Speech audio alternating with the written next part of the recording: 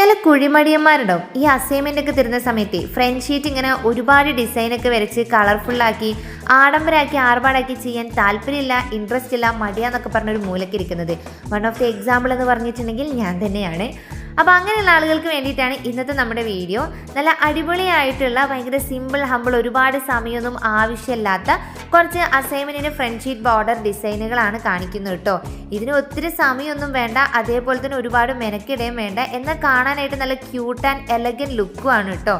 ഞാൻ step by സ്റ്റെപ്പായിട്ട് full process ഇതിൽ കാണിക്കുന്നുണ്ട്. നിങ്ങൾ ഓരോന്നോരോന്നും കാണുമ്പോൾ മനസ്സിലാക്കുമെന്ന് ഞാൻ വിചാരിക്കുകയാണ്.